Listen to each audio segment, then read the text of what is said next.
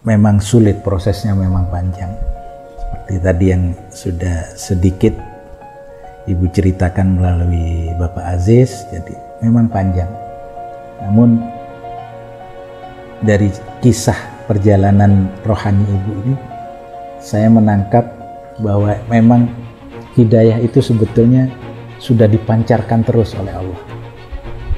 Dan hidayah itu signalnya begitu kuat dan Ibu juga sudah menangkap hidayah itu. Hanya momen waktu saja yang menentukan kapan Ibu akan meraih hidayah itu. Kemudian Bapak menyekolahkan saya SD Katolik, sampai kemudian saya lulus SMP, saya SMP negeri, SMA negeri. Tetapi pada perjalanan itu Bapak bukannya tidak begitu tidak mendalami, tidak berusaha. Saya itu jadi banyak dibiarkan saja tapi tidak dibina cara rohani gitu, enggak. Jadi saya mencari sendiri gitu, sendiri, ya belajar sendiri. Akhirnya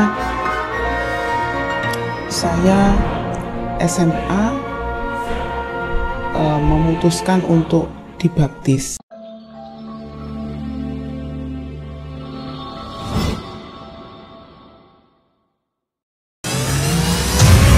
Lelang dakwah, lukisan sunset pantai Pulau Lembe, Kampung Mu'alaf, karya Mary Sandia. Pelukis Indonesia yang diundang langsung oleh Raja Salman, dilelang dengan harga terbaik, yang dananya 100% akan kami gunakan untuk pengeboran air sumur Masjid Terpadu Hagia Sophia, Kota Malang, sebagai sentra untuk pembinaan, pelayanan, advokasi, dan pendidikan para mu'alaf. Dana yang dibutuhkan untuk pengeboran sekitar 150 juta rupiah karena lokasi berada di atas bukit dan menembus kedalaman batu keras di atas 100 meter. Selama air mengalir, maka insya Allah pahala akan mengalir juga untuk Bapak Ibu semuanya. Lukisan sunset pantai Pulau Lembe Kampung Mu'alaf ini dilelang dengan harga Rp6.500.000 saja untuk muslimin yang lebih dahulu menghubungi kami. Dan berdirilah benteng yang sederhana awal untuk mengabarkan kebenaran rahmatan lil alamin.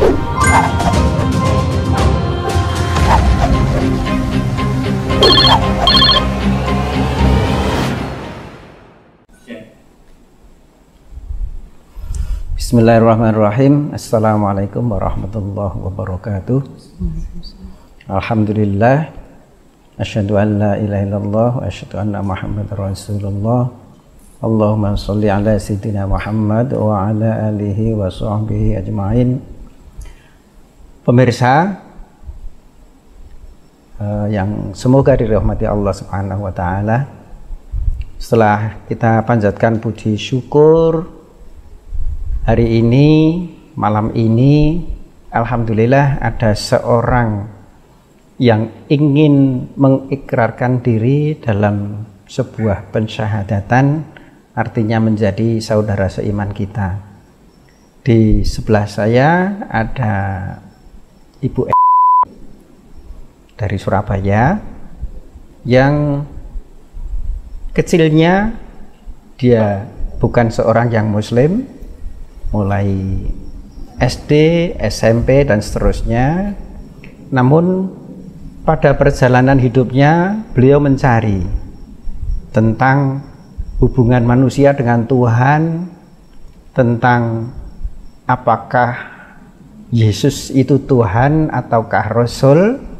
Maka dalam pencariannya alhamdulillah mendapatkan petunjuk selain dari keilmuan, juga dari mimpi yang beliau dapatkan, bagaimana, kapan itu nanti akan diceritakan oleh beliau.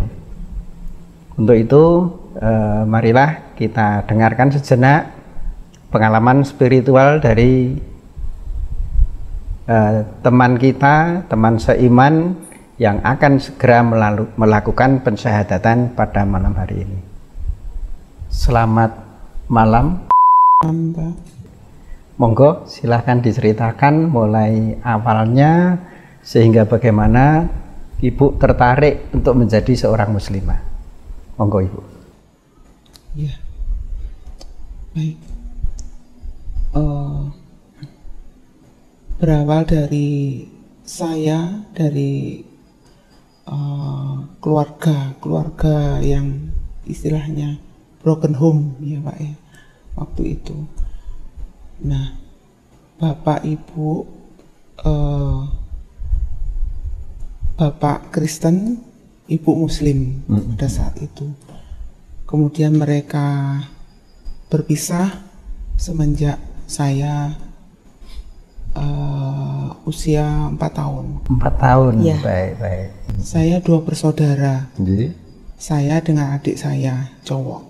Adik saya cowok ikut ibu yang Muslim, kemudian saya ikut bapak yang Kristen. Kristen Protestan. Iya. Kemudian bapak menyekolahkan saya SD Katolik, sampai kemudian saya lulus SMP, saya SMP negeri, SMA negeri. baik.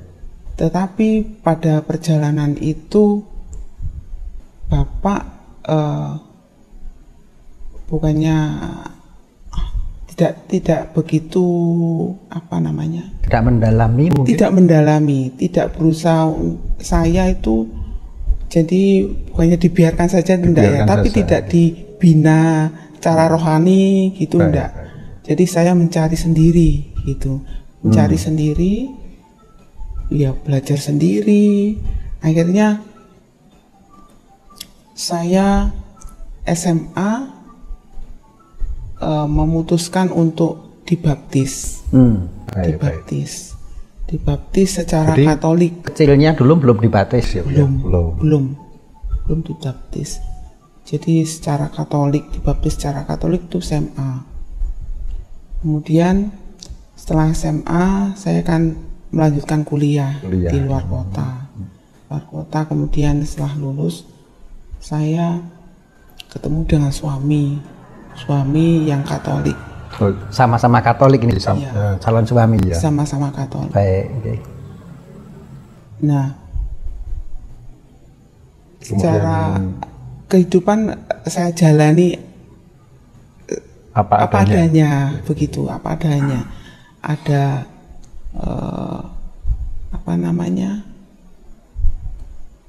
saya juga tidak mendalami dalam agama itu. Dalam agama itu tidak menjalani, artinya dogma di gereja seperti itu ya sudah saya jalani seperti itu. Baik. Begitu. Nah, kemudian tetapi anehnya selama perjalanan rohani seperti itu saya kalau berdoa itu pasti, kalau Katolik kan Allah Bapa, Allah Bapa gitu. Saya mesti Allah Bapa. Jarang saya ngomong Tuhan Yesus gitu, jarang. Rasanya kok Tuhan, kenapa kok dituhankan seperti itu gitu. Tapi ya sudahlah, itu berjalan aja gitu loh. Lebih mantap kalau nyebutnya Allah Bapa dibandingkan berdoa kepada Yesus itu ya. Iya, lebih mantap seperti itu. Ya sudah, saya jalani aja. Misalnya gereja ya ke gereja seperti itu. Sampai suatu saat, tapi pada saat SD setiap kali, ini kelas balik ya Pak ya, SD setiap kali kalau liburan semester gitu, saya pasti diajak ayah saya yang Kristen tadi untuk ke rumah nenek dari pihak ibu yang Muslim gitu. Tak antar, ning mbahmu kepingin ta gitu. Nenek dari pihak ibu ya. Iya. Baik. Terus, nah di tempat mbah itu kan selama 1 bulan gitu, kalau liburan kan 1 bulan ya Pak ya. Mbah itu rajin kalau ke masjid gitu. Saya pasti diajak, dikasih ruko ya. Saya kalau dingklu ya Ya pokoknya seperti orang sholat. Geraknya saja. Nirukan geraknya saja. Itu pengalaman saya kalau waktu kecil. Kemudian setelah, nah ini kembali lagi, saya menikah, kemudian punya anak, ya sudah saya jalani seperti air mengalir saja. Kemudian suami meninggal, sakit meninggal. Nah, pada saat itu, setelah suami meninggal, kurang lebihnya seperti itu. Tiba-tiba saya tuh tidak terbesit sama sekali untuk pindah agama. Iya, tidak pernah. Saya mimpi itu kok di suatu masjid atau lingkungan gitu loh, masjid kan usaha. Saya masuk ke gedung itu berjilbab semua gitu. Intinya wanita-wanita berjilbab. Iya. Baik. Seperti itu. Saya sampai berapa kali atau berulang-ulang atau cuma sekali itu aja? Itu cuman sekali atau 2 kali kalau nggak salah. Iya. Terus kemudian ini saya ceritakan yang setelah kemudian saya mencari dalam pencarian itu kemudian saya membaca buku dari teman. Itu ada yang meminjam, bukan meminjam, mengasih tahu Pak. Kalau buku barusan saya dapatkan kemarin, buku itu loh, wawancara Antonius Widuri dengan Bapak Kiai Baudin Mudori itu dari Madura itu. Itu saya ambil dari YouTube waktu itu. Saya pelajari. Terus saya renungkan seperti itu. Iya ya. Berarti selama ini yang saya pikirkan itu, yang saya mantapkan kalau saya berdoa itu ya ada benarnya gitu loh. Menyebutnya Allah Bapak tadi. Iya. Begitu. Terus saya memantapkan diri, kebetulan ya saya memantapkan diri, kemudian saya ceritakan ke ibu sampai nangis. Saya ceritakan tuh nangis. Baik. Iya, ibu, adik itu sama-sama mendukung saya untuk masuk Islam. Iya. Alhamdulillah. Beliau masih di itu. Masih, sebenarnya hari ini ikut. Kan saya kabari hari Minggu kemarin. Terus, iya aku tak teko ambek adikmu gitu. Tapi kemarin tadi malam tuh ngabari saya. Waduh, iki sopirnya loro.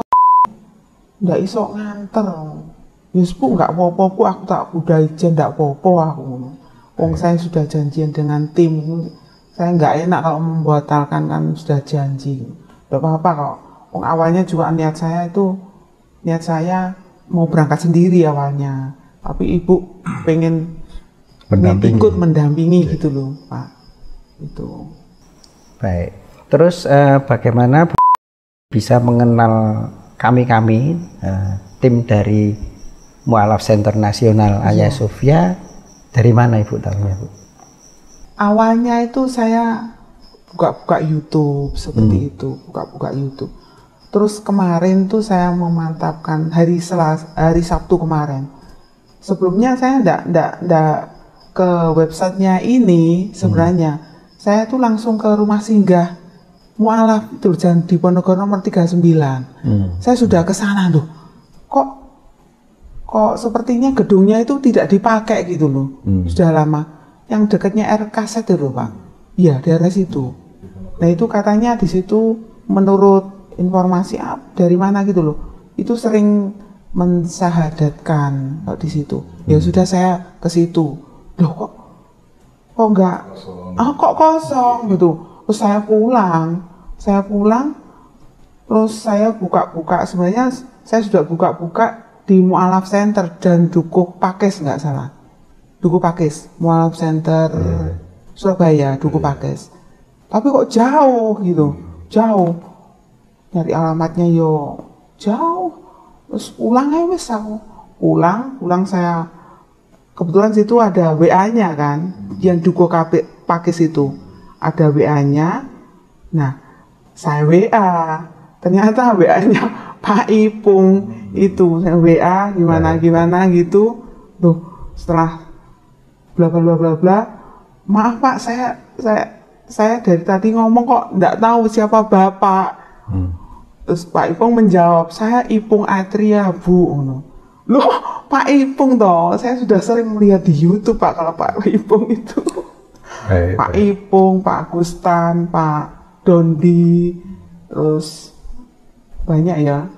Yang pinter itu Pak siapa itu? Yang pengutangnya banyak tuh, Munahem. Ustadz Kainama. Munahem Ali. Menahem Ali. Itu kan pengetahuannya banyak sekali menurut saya loh. Pinter ya. Pinter itu. Sampai ceritanya buku-buku itu ada di mana-mana di rumahnya itu.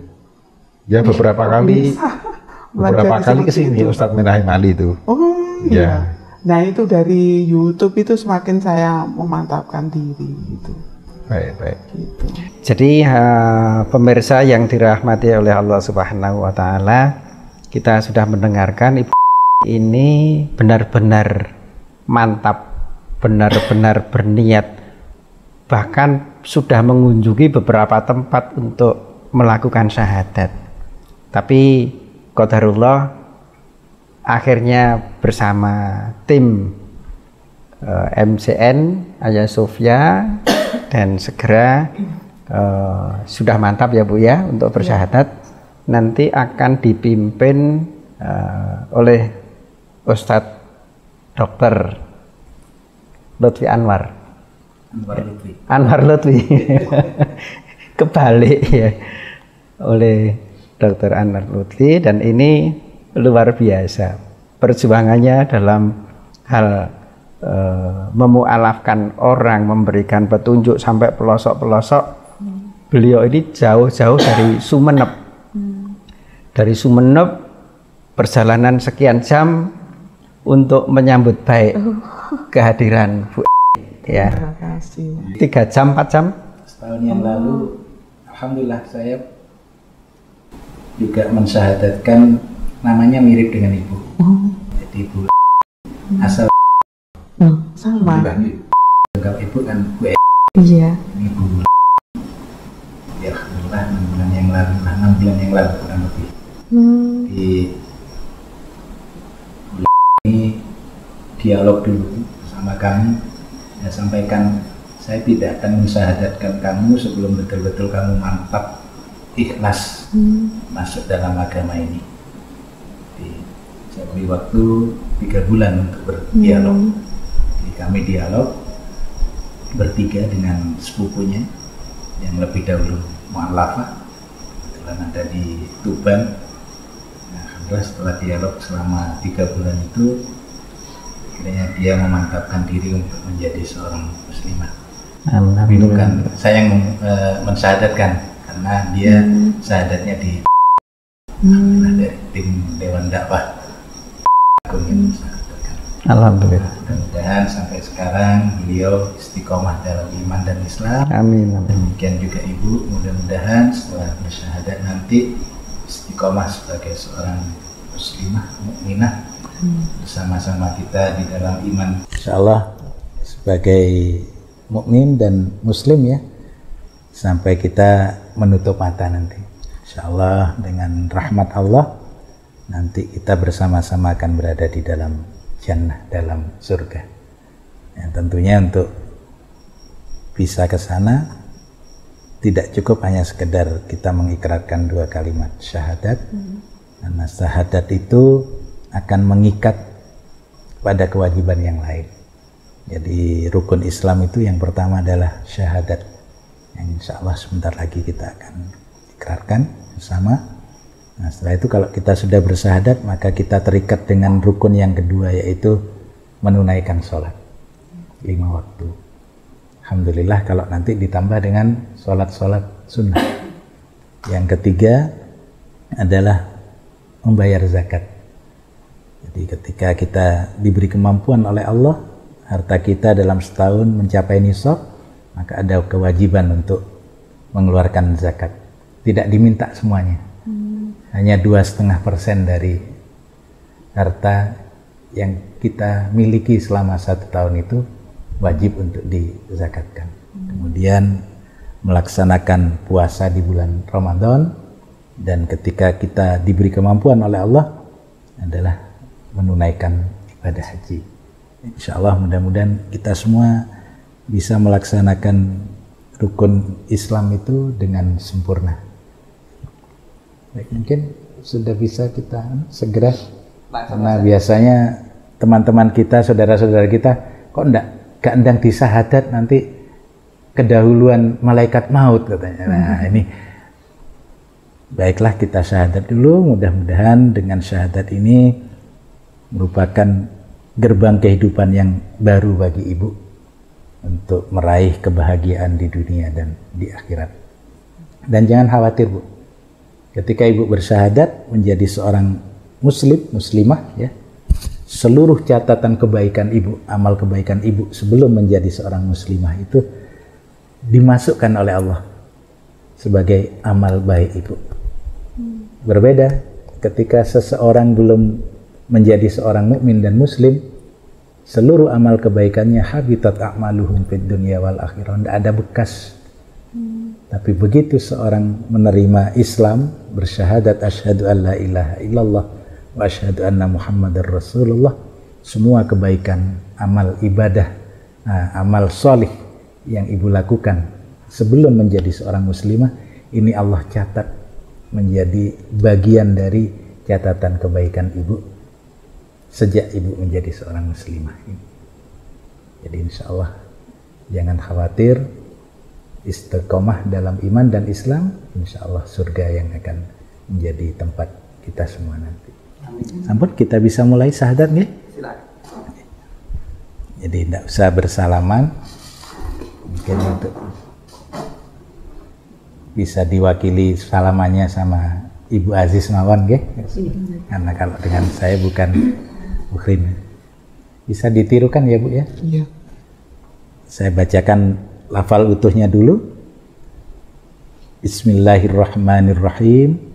Asyhadu an la ilaha illallah wa asyhadu anna Muhammadar Rasulullah. Nanti kita penggal-penggal saja nggih, Ibu menirukan. Enggak? Bismillahirrahmanirrahim. Bismillahirrahmanirrahim. Asyhadu an la ilaha illallah wa asyhadu anna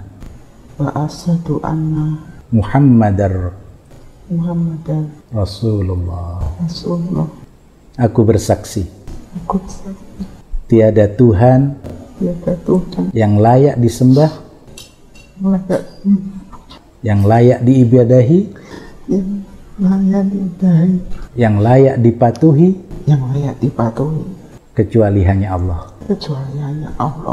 Dan aku bersaksi bahwa Nabi Muhammad adalah utusan Allah. Alhamdulillah Ibu secara resmi sekarang sudah menjadi seorang muslimah. Ya, alhamdulillah. Mari kita doakan. Bismillahirrahmanirrahim. Alhamdulillahirabbil alamin. Allahumma shalli ala Muhammad wa ala ali Muhammad kama shallaita ala ali Ibrahim wa barik ala Muhammad wa ala ali Muhammad kama barakta ala ali Ibrahim innaka Hamidum Majid. Rabbana ighfir lana wa liwalidayna warhamhuma kama rabbayana shaghira. Rabbana hab lana min azwajina wa dhurriyyatina qurrata a'yun waj'alna lil muttaqina imama. Rabbana atina fid dunya hasanah wa fil akhirati hasanah wa qina adzabannar. Ya Allah, teguhkanlah keimanan kami, teguhkanlah Islam kami. Ya Allah, jangan Engkau cabut hidayah dari hati kami. Hidupkan kami di dalam iman dan Islam. Wafatkan kami di dalam iman dan Islam. Wafatkan kami dalam keadaan husnul khatimah. Rahmati kami di dalam barzah kami. dan rahmati kami di dalam jannah. Dan izinkan kami ya Allah untuk menatap wajah-Mu di yaumil akhir nanti. Ya Allah ya Rahman ya Rahim, turunkan hidayah-Mu kepada kami dan keluarga kami. Berikan hidayah-Mu, taufik-Mu kepada kami dan keluarga kami. Jagalah kami dan keluarga kami dan anak-anak kami dari siksa api neraka. Rabbana atina fid dunya hasanah wa fil akhirati hasanah wa qina adzabannar. Walhamdulillahi rabbil alamin.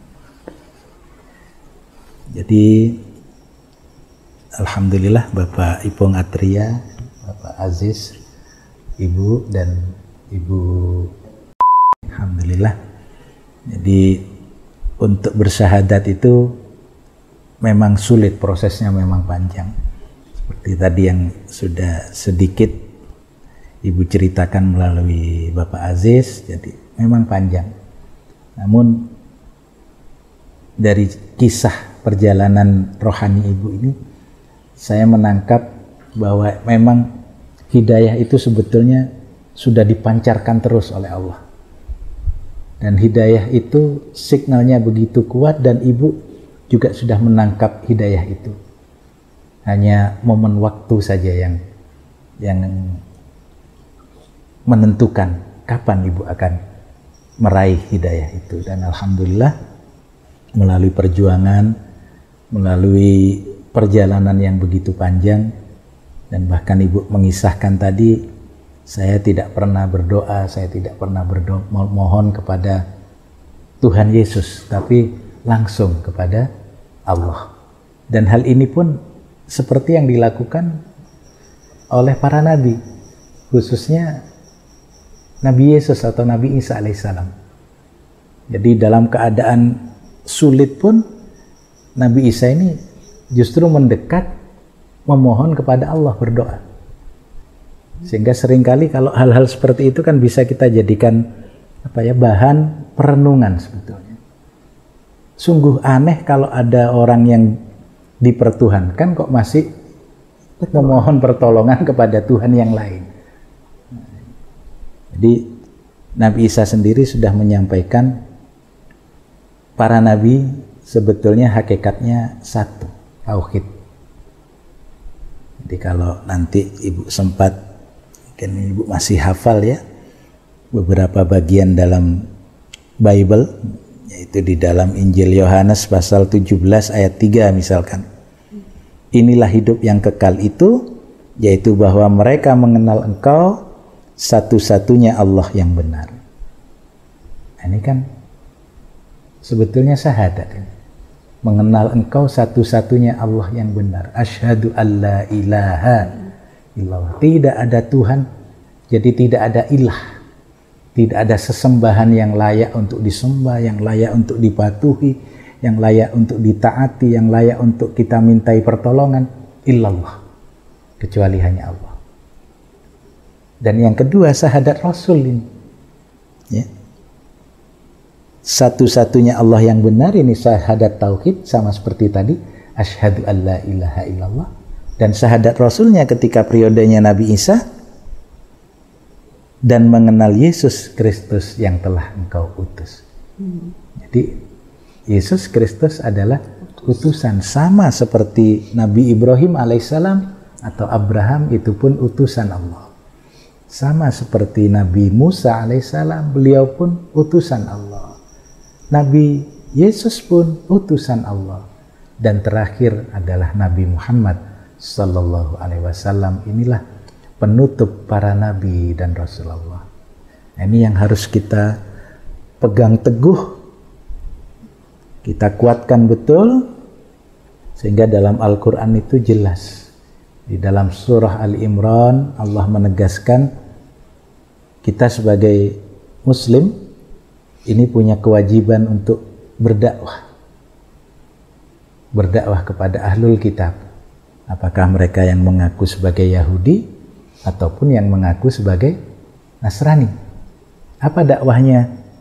Qul ya ahlal kitab ta'alau ila kalimatin sawa'im bainana wa bainakum. katakan kepada ahlul kitab itu, wahai ahlul kitab, ta'alau, mari bersegera, ayo, ta'alau, kemana? Ila kalimatin sawa, menuju kepada perjanjian yang sama. Perjanjian antara siapa? Bainana wa bainakum, perjanjian di antara kita dan di antara kalian. Apa perjanjian yang sama itu? Allah na'buda illallah, kita tidak menyembah kecuali hanya kepada Allah.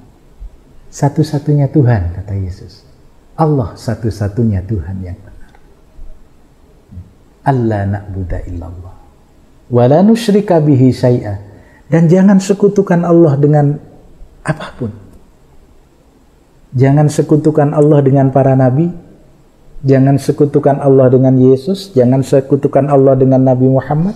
Allah adalah satu-satunya Tuhan,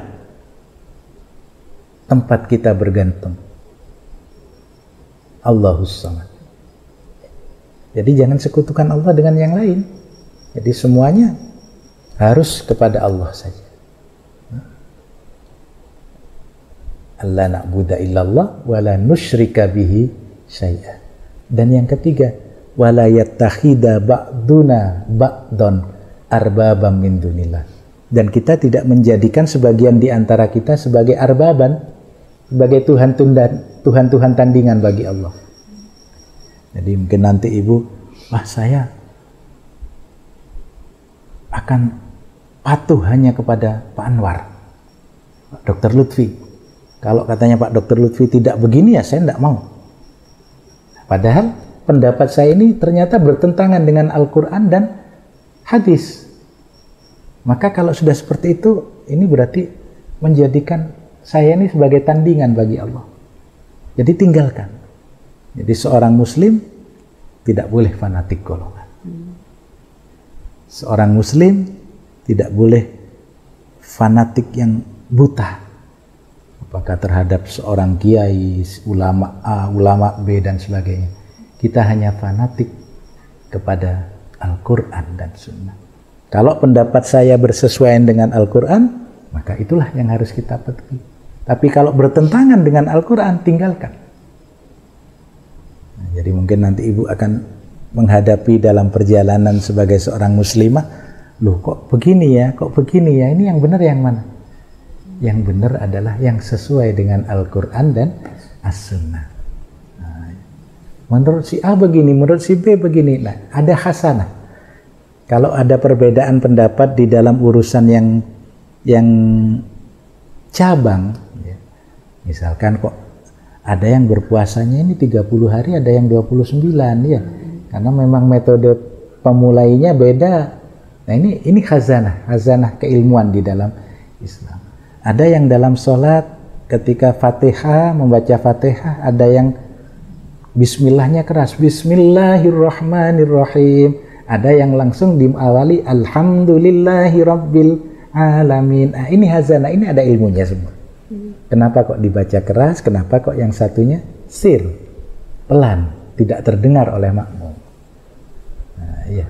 Nah, tapi kalau sudah ada yang mengatakan bahwa Allah ini nanti ya, bisa berwujud juga, kadang berwujud seperti Pak Ipung Atria, kadang berwujud seperti Pak Aziz, kadang berwujud seperti Dr. Aini, dan jangan diikuti.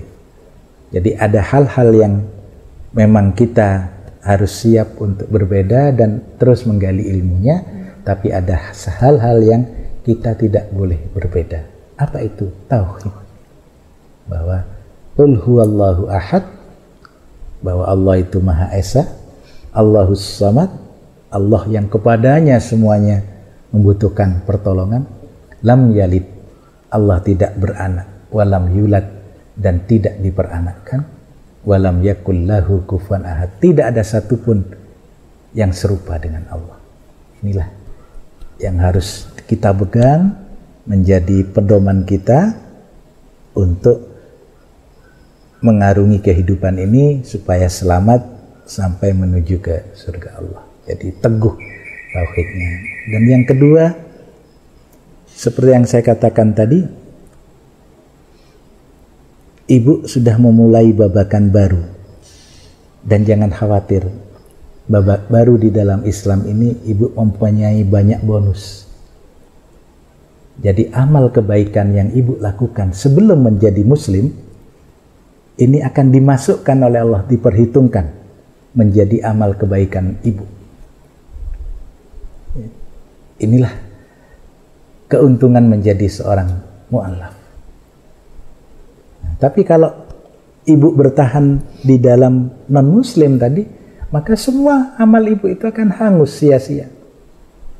Allah menyatakan, jadi barang siapa yang mati dalam keadaan kafir, habitat a'maluhum fid dunya wal akhirah, dihapus oleh Allah seluruh amalnya di dunia maupun di akhirat. Ulaika hum ashabun nar, mereka akan menjadi penghuni neraka, hum fiha khalidun, kekal di dalamnya. Na'udzubillah min dzalik. Nah, tapi ketika kita menerima hidayah, mau menjadi seorang muslim dan muslimah, maka seluruh amal kebaikan itu akan diperhitungkan menjadi amal kebaikan kita setelah bersyahadat itu. Dan yang menjadi catatan penting juga, siapapun yang mengaku beriman kepada Allah tapi tidak mengikuti syariat yang diajarkan oleh Nabi Muhammad, maka ditolak oleh Allah. Karena memang periodisasi ya. Jadi ketika periodenya Nabi Musa, syariatnya Nabi Musa. Nah, sepeninggal Nabi Musa, periodenya Nabi Isa alaihissalam atau Yesus alaihissalam, ini syariatnya Nabi Isa alaihissalam. Nah, ketika Rasulullah Shallallahu Alaihi Wasallam diutus, seluruh syariat itu lebur semua, harus kembali harus masuk ke dalam syariat Nabi Muhammad. Jadi siapapun yang hidup pada periode Nabi Muhammad, termasuk kita-kita ini adalah periodenya Nabi Muhammad, kalau tidak mengikuti syariat Nabi Muhammad, maka semuanya akan dimasukkan ke dalam neraka oleh Allah. Rasulullah Shallallahu Alaihi Wasallam bersabda, "Walladzi nafsi biyadi." Demi Allah yang jiwaku dalam genggaman tangan kekuasaannya. La yasma'u bi rajulan min hadhil ummah. Tidaklah laki-laki dari kalangan umat ini, jadi dari periode kenabian Nabi Muhammad sallallahu alaihi wasallam ini, la yasma'u bi rajulan min hadhil ummah, tidaklah laki-laki dari golongan umat ini mendengar tentang aku Muhammad, tentang kenabianku, apakah dia seorang Yahudi atau Nasrani, apakah dia Yahudi ataukah dia seorang Nasrani, summa la yu'minu bi, kemudian dia tidak beriman kepadaku, artinya tidak masuk menjadi golongan umat Nabi Muhammad sallallahu alaihi wasallam, tidak menjadi muslim dan muslimah, illa dakhalan nar, kecuali nanti akan dimasukkan ke dalam neraka oleh Allah. Alhamdulillah, bersyukur kita kepada Allah, kami sejak lahir dari keluarga muslim dan Allah takdirkan menjadi seorang muslim sampai hari ini, dan begitupun ibu ya, jadi dari dua orang tua yang berbeda keyakinan, dan alhamdulillah sekarang Allah sudah takdirkan ibu menjadi seorang mukmin dan muslim pula. Mudah-mudahan keluarga kita semuanya ditakdirkan menjadi seorang muslim dan muslimah, mukmin dan mukminah hingga akhir hayat kita dalam keadaan sebagai seorang muslim dan muslimah. Mudah-mudahan ini tausiah singkat saya, mudah-mudahan bisa meneguhkan iman dan Islam ibu. Terus selanjutnya nanti bisa terus menjalin komunikasi dengan Mu'allaf Center Nasional Hagia Sophia yang tercantum nomornya Bapak Ipung Atria, atau dengan Abah Aziz yang dekat dari Mojo, Mojo Kelanggru kan lebih dekat ke sini. Kalau komunikasi dengan saya di Sumeneb Bu, jauh. Tapi ya, nanti kami ada semua di tim itu, ada tim di grup itu, ada grup-grup pembina mu'alaf semua ada. Mudah-mudahan ini semua menjadi amal jariah bagi kita. Saya kira itu Bapak Aziz atau Ibu mungkin ada yang mau ditanyakan, monggo. Kalau saya kepingin mendalami ya, yang terutama untuk bisa membaca Al-Quran itu di mana, Pak? Nggih. Di rumah Al-Quran. Di Suara Muslim, nggih. Oh, Ibu Diana di Suara Muslim. Alhamdulillah ya, nanti insya Allah. Kalau mau dengan saya. Dengan Ibu Aziz, monggo, nggih. Jadi banyak sekarang Bu, ada jadi rumah-rumah tahfidz, rumah-rumah Quran, gitu. Ibu bisa untuk menguatkan keimanan Ibu, banyak saya ada. Ya nanti kami mohon minta nomor Ibu, jadi biar bisa kami sambungkan dengan, kami punya kenalan di Suara Muslim itu, jadi biar nanti bisa ngaji bersama-sama, gitu. Mungkin ada yang lain yang mau disampaikan, Bu? Ada lagi yang selain pertanyaan tadi cukup? Cukup ya. Bible itu sama-sama kitab suci. Al-Quran kitab suci. Kenapa tidak kita patuh kepada Bible? Ya. Jadi, maksudnya ada itu kan kita sebagai seorang pengikut Yesus misalnya sudah punya kitab suci Bible. Kan nggak apa-apa kita taat pada Yesus. Jadi keberadaan Taurat saat ini, keberadaan Injil saat ini, atau yang biasa kita kenal dengan Bible itu, jadi itu sudah tidak sama seperti ketika awal diturunkan oleh Allah kepada para nabinya. Jadi Taurat sudah banyak penyimpangan sekarang. Jadi 5 kitab pertama dalam Bible, dalam perjanjian lama itu mulai dari Kejadian, kemudian Keluaran, Imamat, Bilangan, dan Ulangan. Itu yang dikenal dengan sebagai perjanjian lama, sebagai Taurat itu ya. Jadi Tanakh itu, jadi Taurat, Nevim, dan Ketuvim. Jadi yang dikenal dengan Taurat adalah 5 kitab pertama ini. Apakah 5 kitab pertama ini betul-betul Taurat seperti yang Allah turunkan awal kepada Nabi Musa?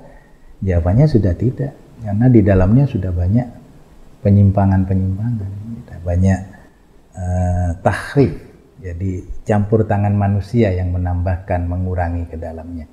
Sehingga 5 kitab pertama ini kalau disebut Taurat harus dengan tanda petik. Jadi memang masih ada bagian-bagian yang betul-betul pernah Allah firmankan kepada Nabi Musa, tapi juga sudah banyak penyimpangan-penyimpangan di dalamnya. Nah, begitu juga dengan Injil. Jadi apa yang diterima oleh Nabi Isa alaihissalam dari Allah, sebagian mungkin ada memang dalam 4 Injil karangan, tapi lebih banyak yang sudah mengandung penyimpangan. Bahkan Injil ini sendiri kan bukan hanya 4 ini, tapi ada 40 lebih ya Pak Ipung. Ada Injil Thomas, ada Injil Maria, dan sebagainya. Tapi dikanonkan, akhirnya dipilih 4 ini saja. Jadi yang diakui oleh Paulus hanya 4 ini saja. Selain itu, jangan kamu terima. Sekalipun malaikat yang membawa dari langit, maka biarlah dia terkutuk. Akhirnya hanya 4 ini saja. Nah, dan di dalam 4 ini juga banyak kesalahan. Tapi masih juga ada sisa-sisa wahyu firman Allah yang disampaikan kepada Nabi Isa alaihissalam di dalamnya. Salah satunya Yohanes pasal 17 ayat 3 tadi. Bahwa Nabi Isa alaihissalam menyampaikan supaya manusia ini hanya menerima Allah satu-satunya Tuhan yang benar, dan menerima Nabi Isa atau Yesus sebagai utusan Allah. Jadi masih ada kebenaran di dalamnya, tapi sudah lebih banyak kesalahan. Karena itulah kemudian Allah menurunkan kitab yang terakhir, yaitu Al-Quran. Dan Allah sendiri yang berjanji bahwa inna nahnu nazzalna dzikra, bahwa akulah yang menurunkan Al-Quran itu. Wa inna lahu lahafidun, dan aku yang akan memeliharanya. Bagaimana cara Allah memelihara? Salah satunya adalah dengan banyaknya para penghafal Al-Quran. Ya, dengan banyaknya para ulama yang memahami bahwa oh ini ada penyimpangan ini ketahuan Bu dalam Al-Qur'an. Ya, jadi Allah menurunkan para penjaganya untuk menjaga wahyu ini. Jadi jangan khawatir, insya Allah jangan ada keraguan. Dzalikal kitabul la raiba fi hudal lil muttaqin. Bahwa Al-Qur'an ini adalah kebenaran, petunjuk bagi manusia. Jangan ada keraguan terhadap Al-Qur'an. Ya. Jadi kalau ada keraguan, misalkan kenapa kok begini, tanyakan kepada ahlinya. Ya. Misalkan kepada Pak Ipung, kepada saya, kepada Pak Aziz. Kalau kami tidak bisa menjawabnya, insya Allah kami akan forward pertanyaan itu sampai betul-betul menemukan jawaban dari yang betul-betul memahami ilmu tentang Al-Quran. Nah, jadi itulah insya Allah seperti itu Pak Ipung. Ya. Jadi memang masing-masing sesuai dengan periodenya. Makanya Rasulullah tadi bersabda, jadi siapapun Yahudi maupun Nasrani yang sudah mengetahui kedatanganku, kenabianku, tapi tidak mau beriman kepadaku, maka akan Allah masukkan ke dalam neraka. Alhamdulillah, mudah-mudahan kita semua adalah ahlul jannah, ahli surga. Kalau untuk misalnya dari golongan lain, entah itu kan banyak ya keyakinan macam-macam, India, Jepang seperti itu ya. Itu kemudian mereka tidak tahu dari agama Islam ini misalnya sampai dia meninggal, itu bagaimana? Kalau sebelum era seperti saat ini ya, jadi ada yang dikenal dengan istilah masa fatrah. Jadi dianggap mereka tidak pernah mendengar, tidak pernah menerima informasi sama sekali. Iya. Maka itu insya Allah hitungannya adalah kepada syariat yang terdekat. Jadi syariat yang terdekat. Kalau misalkan mereka tahunya hanya syariatnya Nabi Isa, maka kalau mereka masih mengikuti syariat Nabi Isa dan belum mengikuti syariat Nabi Muhammad karena ketiadaan informasi, insya Allah ini masih diampuni oleh Allah. Tapi sekarang tidak ada lagi masa fatrah itu karena teknologi sudah demikian hebatnya ya, semua lini sudah masuk. Boleh dikatakan dunia sudah dalam genggaman sekarang ya. Jadi dakwah itu sudah nyampe kemana-mana. Nah, ketika sudah dakwah itu sudah sampai, maka perhitungannya sudah beda Bu.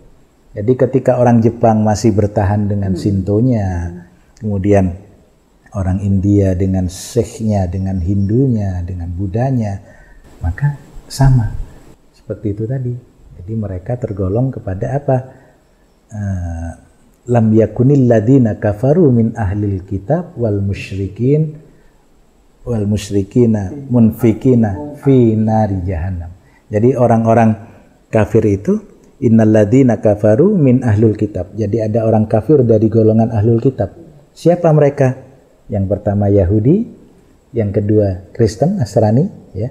Apakah dia Katolik, apa sekte Yehova, apakah Protestan, apapun namanya. Jadi Katolik, apa Yahudi, Nasrani, kemudian Majusi, ya. Dan yang keempat adalah musyrikin. Jadi yang tidak Allah sebutkan. Jadi Yahudi, Nasrani, Majusi, dan yang ini Sobiin, ada Sobiin namanya Sobiin. Jadi seperti Zoroaster itu yang ada yang memasukkan ke dalam golongan Sobiin. Jadi tidak disebut namanya, tapi mereka mengikuti menyembah para malaikat. Jadi ini para Sobiin. Atau yang terakhir ini musyrikin. Jadi orang-orang musyrik yang tidak menyekutukan Allah. Yang menyekutukan Allah, tidak menyembah Allah tapi menyekutukan Allah, tidak mengenal para nabi tapi mereka memiliki keyakinan sendiri dalam agamanya. Dinamisme, animisme, Hindu, Buddha. Nah, itu termasuk dalam kategori musyrikin. Jadi sekarang mereka sudah sampai dakwah kepada mereka, tinggal mereka mau menerima ndak risalah dakwah itu. Nah, jadi sudah tidak ada sekarang umat yang alasan kami belum menerima dakwah karena apa, sudah insya Allah semuanya sudah menerima. Nah, saya kira itu. Ada lagi barangkali? Sudah cukup ya? Alhamdulillah, mudah-mudahan kita istiqomah. Ustaz Anwar Lutfi adalah dokter. Kenapa kok tidak ngambil spesialis, misalnya spesialis anak atau spesialis jantung, paru-paru, spesialis di HP? Kenapa kok malah fokus di kristologi?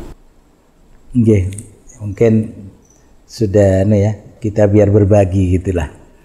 Kalau yang spesialis yang ada itu biarlah menjadi bagian teman-teman sejawat saya yang lain yang memang sudah senang untuk fokus di situ. Saya juga senang, saya fokus. Tapi rupanya tantangan dakwah ke depan ini untuk menyelamatkan akidah kita, akidah keluarga kita, akidah umat ini jauh lebih penting lagi. Karena itu saya lebih menekuni bidang ini, jadi bidang dakwah. Jadi kalau semuanya nanti masuk ke dunia kedokteran, lalu siapa dokter yang akan menjadi juru dakwah? Atau sebaliknya, kalau semuanya masuk ke dalam dunia dakwah, siapa nanti umat yang akan terjun di dunia kedokteran atau di dunia yang lain? Jadi memang alhamdulillah saya bersyukur kepada Allah, saya dikaruniai ilmu kedokteran, sampai saat hari ini masih saya pergunakan ilmu itu. Masih aktif di kedokteran? Ya, masih aktif saya sebagai seorang dokter, karena memang dokter itu tidak pernah pensiun, Bu. Ya, sampai mati dia tetap seorang dokter kan gitu.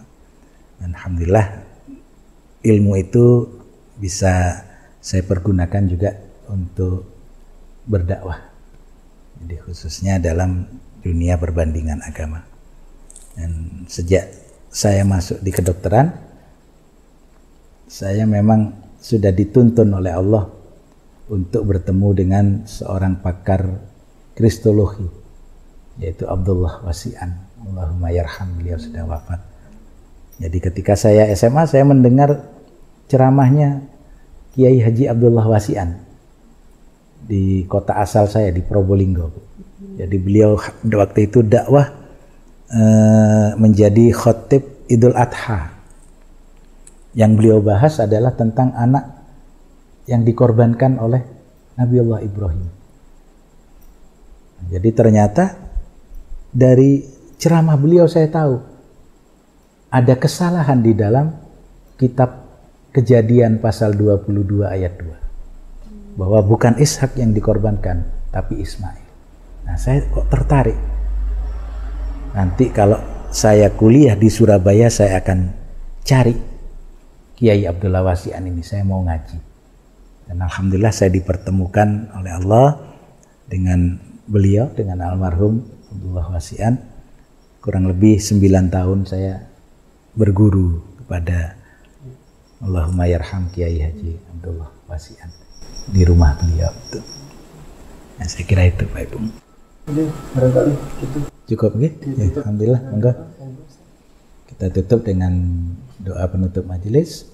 Subhanakallahumma rabbana wa bihamdika asyhadu an la ilaha illa anta astaghfiruka wa atubu ilaih. Assalamualaikum warahmatullahi wabarakatuh. Selanjutnya saya serahkan kepada Aziz untuk menutup secara resmi. Baik, pemirsa sekalian, pecinta Mu'alaf Center Nasional Hagia Sophia, demikian pertemuan kita pada malam hari ini. Alhamdulillah sudah bertambah lagi seorang sahabat dalam iman, seorang saudara dalam iman. Semoga tidak hanya di dunia ini kita menjadi sahabat, tetapi insya Allah sampai di Jannatun Naim, di surganya Allah Subhanahu wa Ta'ala. Baik, sekian dari saya. Barangkali ada kurang lebihnya, Mohon maaf. Wassalamualaikum warahmatullahi wabarakatuh. Di belakang kami ini adalah tanah milik Bunda Shana, ketua dari MCN Ayah Sofia Sangihe. Beliau akan wakafkan tanah ini untuk kepentingan para mu'alaf. Dan nanti rencananya di sini akan dibangun sentra untuk pendidikan para mu'alaf, pembinaan para mu'alaf, sekaligus pembinaan anak-anak para mu'alaf. Doa dan harapan kami insya Allah para donatur setia dimanapun berada bisa sama-sama turut mengeksekusi niat kami yang tentunya atas izin Allah Subhanahu wa Ta'ala untuk sama-sama bisa kita mencari berkah manfaat harta kita dunia wal akhirat. Demikian insya Allah bisa segera terlaksana tentunya atas izin Allah Subhanahu wa Ta'ala.